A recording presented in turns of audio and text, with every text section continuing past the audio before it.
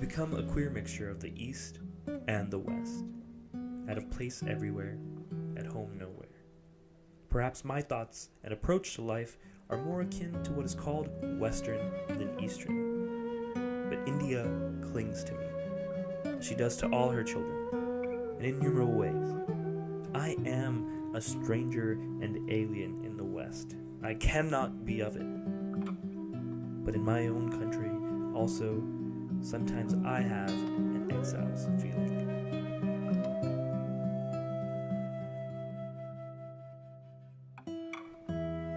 Those were the words of Jawaharlal Nehru in his autobiography, Towards Freedom in 1936. Now, I can't write as well as Jawaharlal Nehru does, let alone speak as well. But what I do realize is that I feel the same way. And if I feel the same way of being out of place while I was being brought up and educated abroad, and also feeling out of place when I'm back home in India, I can bet that there are many people like me, millions of young people like me who feel the same way, who not only just feel a sense of identity, a culture, our heritage, but a sense of responsibility to the country that we call home.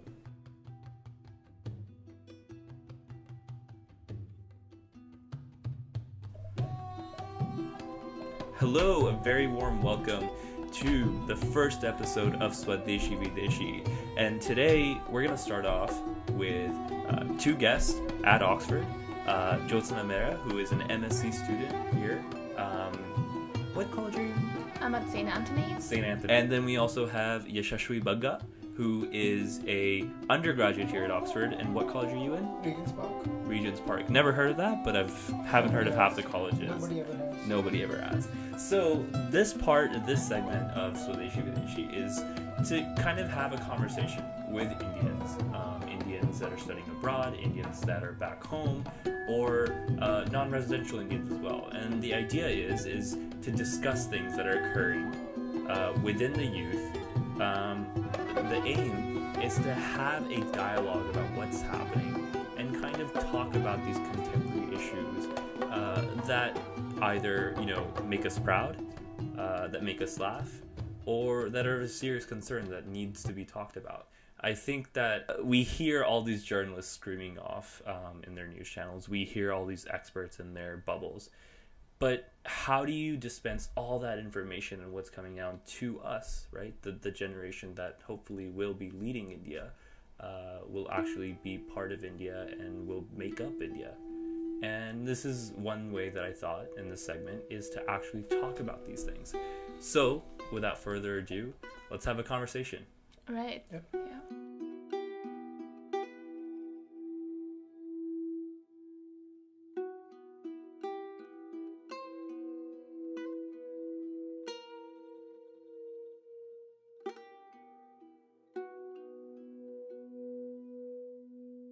As you know, our first episode is premiering on Republic Day, which happens to be on a Friday this year, and as always, I'm somewhat confused. Because a lot of people ask me, what is India's Republic Day, right? So, you have Holi, you can explain it to the white people and be like, oh, it's the festival of colors, Diwali, the festival of lights, and they get it, they're on it, they know their Diwali and their Holi. How do you explain Republic Day to someone? Jyotsna? Yeah, I think Republic Day, when I have to explain to someone, I'd say that this was the day the Indian Constitution was enacted. And Indian Constitution is very important because it has kept this great Indian project of so many diverse communities. It's kept them together. And all these values that are enshrined in the Constitution are highly important. And that's why the Republic Day is important. But, when you say, it enshrines the Constitution, what does that mean to, a typical teenage or young adult Indian? What does Republic Day really mean? Do you celebrate it? Yeah, so not exactly celebrate in the sense in the way you would celebrate a festival, but I do remember it, and I remember what it means for all of us, in that the Constitution is essentially the spine of India as a political unit. Mm-hmm. I mean, that India cannot function without its constitution. That's any country, right? Yeah. I mean, India's like every other country in that way that needs a functioning legal underlying spine. Mm-hmm. And in that sense, Republic Day has to be celebrated in a different way. I mean, we're not going to go around chucking colored powder at people or blowing up things.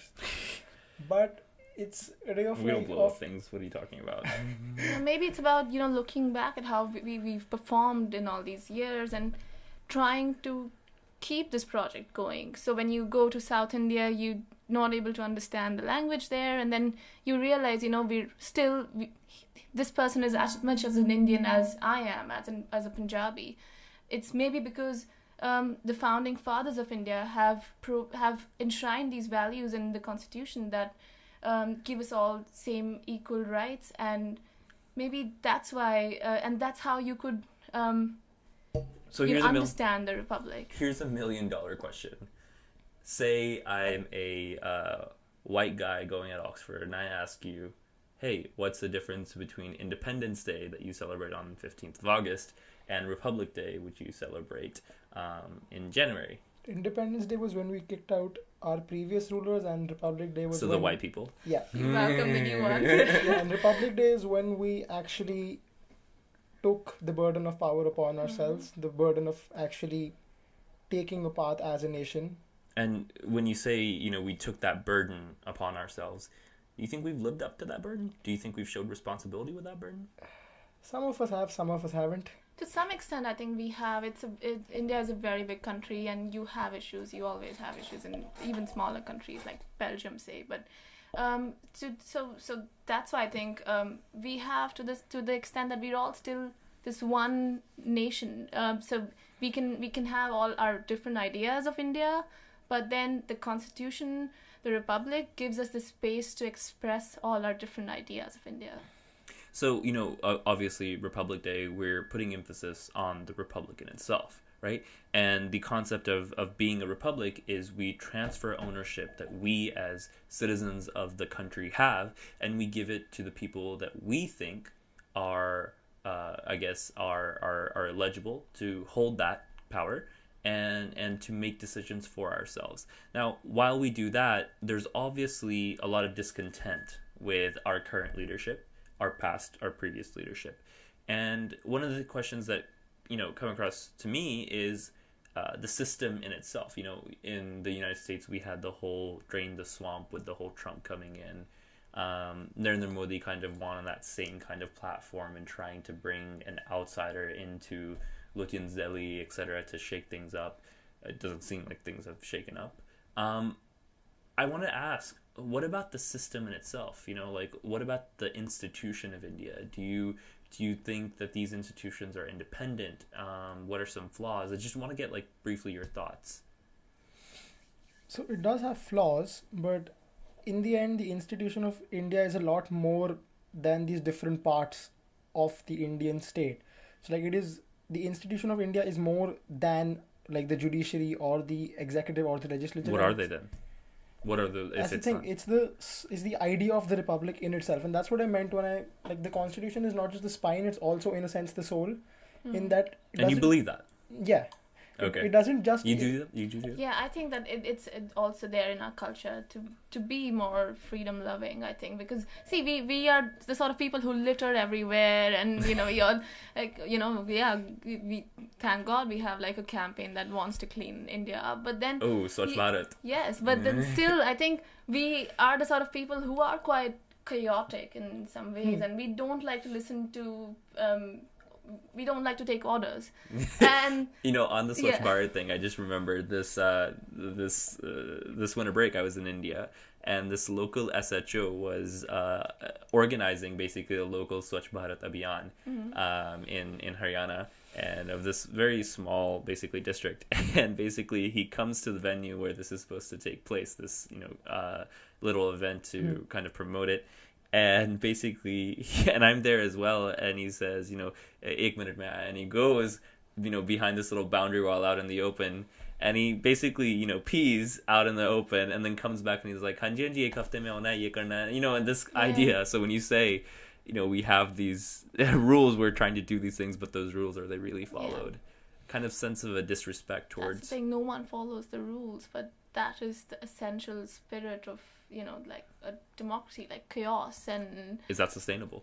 Not No. not really, but I think that's where the culture clashes with the constitution, in that the Indian cultural psyche is different from the psyche of the state as a legal entity. Like states by definition require rules, unless you're Rules, talking yeah. about some sort of Mhm. anarchic system. That Yeah. like any constitution is by definition at its core a set of rules Mhm. as to how the country is to be organized. And if the culture of a country inherently includes not following rules, then Mhm. your cultural psyche and your legal psyche are at odds with each Mhm. other, and that is a problem. Like Oh. eventually, one or the other has to change. Has changed. When you talk about anarchy, this brings me to the next point that I wanted to talk to you about. So, as an NRI, one of the biggest things that I correlate with India is Bollywood and overall Indian cinema. And as both of you know, there's a lot going down. That the source of tension right now is Bollywood, specifically a movie, Padmavati or Padmavat now. And there's been so many There's name no changes need to that call it that, yeah. so many name changes that I Yeah. can't even keep up. But basically, to summarize for the audience, this movie that was based on a fictitious fictitious poem called Padmavat was basically made into a Sanjay Leela Bhansali, Deepika Padukone, and Ranveer Singh, Shahid Kapoor star movie, has run into a shit ton of trouble. Yeah. And now, after 4 states banned the film, the Supreme Court ordered against it, saying, well, I mean, they did their job and said that this was in its right to be released. Now, this specific, I wouldn't even say fringe group, that represents the caste of Rajputs and their interest, has kind of organized these hartals, these bands, these protests in a way to against the movie. And obviously public infrastructure has been the number one cost, but also movie theaters have been burned down, etc. And the reason that I said that I didn't want to say fringe group is because these people that are doing these things aren't fringe. They're people just like us, except they were born and brought up and are still in India. They're young people who are actually out in the streets doing this. So let me talk to you about this. Like how sustainable is this? Is based off of a fictitious movie, right? People are coming out and saying that their sentiments and their emotions have hurt, and they are getting in the way and harming others. So Jyotsna, like, how would you explain this to someone from the outside that asks you and takes it, if I just read a newspaper and heard what was happening over a Bollywood movie? Yeah. No, it's quite disgusting, but I wouldn't say I'm appalled, because this is something that we saw in the Salman Rushdie case. I think we're a very religious society, and we are we're a society that gets easily offended at But is this very religious? small things. But they think that a Hindu woman, she's being she's flirting around with this Muslim king, so that angle, and there are romantic scenes between the two of them. But So, we don't know what scenes there are, because the but movie, they claim again, I they want to haven't clarify. even seen Yeah, the movie hasn't been released. Yeah. None of these people have watched it. Yeah. I actually was watching a press conference, and the head of basically the Karni Sena, which is the Rajput symbolism, like basically Yeah. organized organization, is saying, "Oh, I haven't seen the movie, but But I have I- to, exactly. protest to karna hi hai." It's disgusting, and I think it reflects on anything but the valor of these people who are just burning down schools, because there's this annual school function performance on the song Goomer, or they're burning buses of school buses. It's just, I think this is not what if they are claiming to be custodians of Rajput or Hinduism. Rajput culture or Hinduism, it's anything but that, because there has been a strong tradition of freedom of speech in Hindu culture, I think. Yeah, but like more generally though, like on the side of the protesters, their exact motivations are questionable, in the sense that they're probably not very good motivations. But I feel more important than analyzing the motivations of this particular group are analyzing the motivations on the other side of the conflict, that on the side of the government and the people who are supposed to be ensuring security. Yeah. I mean, you will always have some idiots or the other trying to ban something, or trying to hold the state and the rest of the people of the country to ransom. And analyzing the motivations of each of them is impossible. And like countering each of them is impossible. You will always have someone who's irritated and is like willing to burn things down. But the people who would on the other side, who are supposed to be held to a much higher standard, are the elected leaders and the appointed leaders of the state. Who are also taking part in these That's protests. exactly And they my worried point. So, about like, their I'm- electoral Yeah, vote banks. And I'm not as disappointed with the idiocy of the Karni Sena as I am with the utter cowardice of the people in the state. Yeah. But I just want to clarify, it's not just the Karni Sena, right? So, like, I am going on my Facebook, and these people that I thought I knew, right? They might not be the urban elite that we're used to Yeah, here at I mean- Oxford, but they're, people that are in rule in Haryana and Rajasthan and Punjab. And these people who are not part of the Rajput caste, right, or different castes in their groups, and they're educated, right, are also, taking part in these protests. But no matter how far you expand the movement against the movie, like Karni Sena or Karni Sena plus other groups who are educated, not educated. My point was just that, again, since it's a Republic Day related broadcast, from the perspective of the institutions. of the institutions of the nation, in the end you will always have someone who is willing to do things that are against the law. Yeah. But the people you have to rely on in these cases are the people who are in the state, people who are part of the state, whether it's police, judiciary, elected ministers. Yeah. And it's disappointing that on their side they have shown, like this case and previous cases as well, like the case about the Dera Sacha Sauda, that they are in most cases entirely unwilling to pick up the burden that they are constitutionally mandated to. And it was mentioned explicitly in the Supreme Court ruling regarding the banning of this movie in 4 states as well, that it is the job of the state to ensure that freedom of speech is available to all, rather than just saying we're going to ban the movie because there are law and order concerns. And they are utterly failing to do that duty. And that for me is the more problematic aspect than the Karni Sena and their associated miscreants and their questionable motives. Yeah, a country that aspires to be a superpower should not be doing street wars and rioting over fictitious or non-fictitious figures even. But having said that, I think it's very easy, or at least relatively easy, to get away with this perceived attack on Hindu figures or deities than, say, other religious deities. I mean, there was a scene in PK, where, you saw Shiva, running, being chased by this weird alien, Amir Khan. Try replacing that with, say, Prophet Muhammad, or even a Sikh guru or something.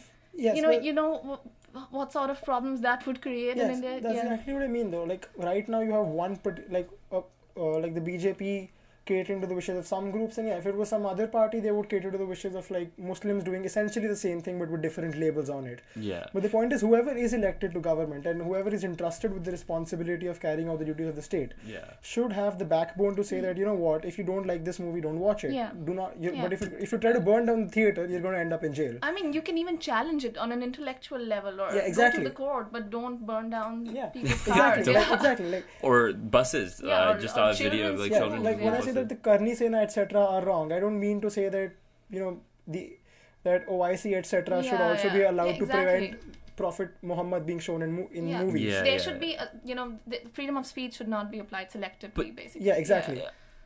One thing that I think about is speaking on a very our audience is the DC diaspora. Our audience are the students that are studying outside. So how difficult is it to explain the situation to a novice, or to explain to someone to me it's kind of right now I want India to become this next superpower, but by the way, right now our main leading actress of that movie is threatened by elected representatives that they will hang her, assassinate her, or behead her. There's this paradox that we just can't seem to answer. And then that also comes to our daily lives. Think about it. We love Bollywood. We love to brag about it. But at the same time, this is happening. How do you confront the reality of it? And then more importantly, how do you explain in terms of is this an endemic flaw that we have? Yeah, so political opportunism, electoral vote bank politics. I think.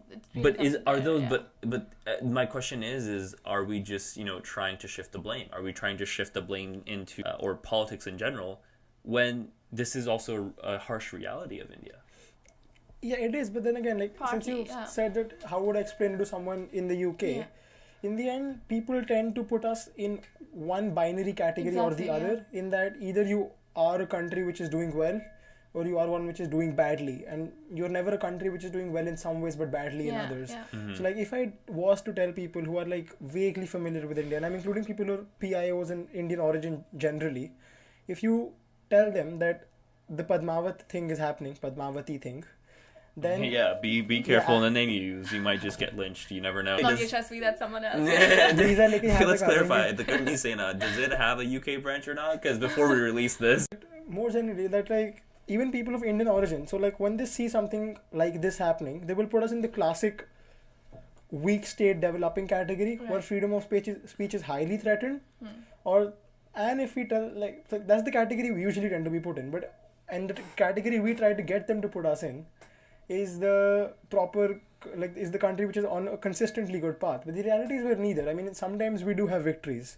Like the fact that the Supreme Court did not let these states ban these movies, like Madhya Pradesh, Haryana, etc., is also a victory in some sense, in that at least some people within the state have shown the guts to say... And even the censor board let it go through, despite all those guts. I mean, but despite still, all those guts. Like in the end... By the way, this is a huge thing that everyone talks about. And it's something that's very difficult. This movie. Oh yeah. But, we should go all watch it. That's how we should celebrate. But my question is like, one big thing that people outside of living in India don't understand is they're used to a certificate board, whereas we have a censor board. It's technically not the censor board, though. It's never legally. It is never known as the censor board. But it does what it needs. It censors the Central Board of Film Certification, I believe, is the actual name. But whatever it is, but it doesn't act. It doesn't act as a certificate board. It censors, and it has the scary part is it has that mandate to do so, right? Whereas here in the States and the UK, the certificate board does not have the mandate to put on cuts. We're not letting condom ads been shown before. What time is it? It's 10 to 6 a.m. that they can... The country of 1.3 billion people. No, this is a huge thing. It's like, well, not just that, country of 1.3 billion, we have the second highest rate of AIDS. We have the highest rate of STDs. Right. There was a study done by WHO, I think in 2014, 2015, but, we can't understand the fact that the rate of our STDs are directly correlated to condoms, because condoms prevent STDs. And then our government, and I think they took back after an uproar. But why? Why ban them? There is no rationale beyond just straight up prudery. I mean, what is the problem with condoms? Like, it's not if I was 13 and I saw a condom ad, my first idea is not going to be let's go and have sex with someone. Right. No, I'm sorry. I'd come back to the censor board won't let this podcast come out. You can't say the word sex. I'd come back to the constitution on this point. Sanskari, dude. I think, this whole idea of like keeping everyone happy is the reason behind this. So you keep all these conservative, weirdos like happy, and you keep, the liberal ones happy by actually releasing the film, but you still have the cuts in it. So I think that essentially is actually keeping India together. So you're perpetually confused what you want to do. No, that makes sense. So we have to wrap up, but last question that I want to ask both of you. What are your plans to celebrate Republic Day this Friday in the United Kingdom? Okay, so there's some whispering going on. What are those plans? Well, the Indian National Students Association is having its opening dinner. Oh, okay. So you're invited. Wow, okay. There's Maggie and games. Wait, if there's Maggie, then I'm coming. Wait, is this why you came on this podcast? You make the best Maggie. Yeah. So you should Marketing. come. Marketing, look at that. Yes, it's an organization that here acts as a link between the High Commission and the students. So seems like some sort of propaganda. Har Har Modi, Ghar Ghar Modi. The government changes every 5 years. Yeah, true. Yeah. So no, that's a perfect example of working rather than that's one big issue. I'm sorry, this is another tangent, but it's great that you're working with an institution, you're working with something that's always going to be there rather than a party that's in and out of power, because you see a lot of diaspora members working with the Overseas Friends of BJP or the Congress overseas branch, but there's very limited interaction with the actual institutions, the high commissioners. And I actually wanted to talk to you about that. What are the institutions doing, like the commissioners, high commissions, these embassies that are supposed to be everywhere, in terms of interacting with this huge amount of student and young people that are outside of India? Yeah, so this has just started last year. So this is so they intend to bring all these Indian students together through the INSA chapters and provide them with networking opportunities and let them interact with industrialists, lawyers, politicians from India, and with each other, so that they could build sustainable, lasting relationships with them. And then also, but if they have real issues on the ground here, living far away from home, they can always refer to the High Commission through such institutions, I think. So that's something I think it's really useful in that sense. My personal motivations for working for it are that I feel that Indian interaction with the diaspora has largely been partisan, in that, I mean, you know the classic Modi Wembley rally and stuff like that. Yeah. That's the thing. I don't want all Indian governmental interaction with people outside so of India. separating the party from the government, exactly. which isn't done quite often. Yeah, that's the thing. So like in some way or the other, at least, like if not in India, at least here, I want to contribute to something where we are essentially building an institution that is not partisan. And if the Congress comes into power in 2019, or like anyone at all, it doesn't matter. Because largely the policies will remain the same, and it represents India, not a particular party, and that's why I would want to contribute to it, because that's something there's a shortage of it generally. All right, so I think we're going to end this right here, but thank you so much, Jyotsna and Yashashwi, for coming and talking. Thank you. And I hope that INSA, I like the name of that, is a huge success. And I'm just considering this an open invitation to all the podcast viewers to come and to your party and eat Maggie. Happy Republic Day. Happy Republic Day. But thank you so much for coming. And the goal of Swadeshi Videshi is to bring together Indians and India. It's kind of an uphill battle because Indians are spread all over the world. But that doesn't mean we shouldn't try. So, we're going to try to get in contact with Indians all over the world and ask them to come speak. We're going to try to talk to students, to professionals, to old people, to young people, and to see if we can bring about some commonalities while we explore pressing issues that are happening to India as we speak. Now, some of it might get controversial, some of it might be boring. But our hopes are that by the end of this podcast, and every podcast, you'll feel more relatable. You'll feel you know more. I hope you enjoyed the conversation that we had today. It's our first podcast, so we're bound to make mistakes, but we'll only learn and get better from here. Now, if you want to take part and with any questions, suggestions, or just want to tell me how much you love Swadeshi Videshi, you can contact me on Twitter at Sudhanshu Kaushik. Thanks for tuning into this week's episode of Swadeshi Videshi. We hope you learned a little bit more, not just about India, but Indians. And we'll be back next week with another episode in hopes of bringing Indians closer to India.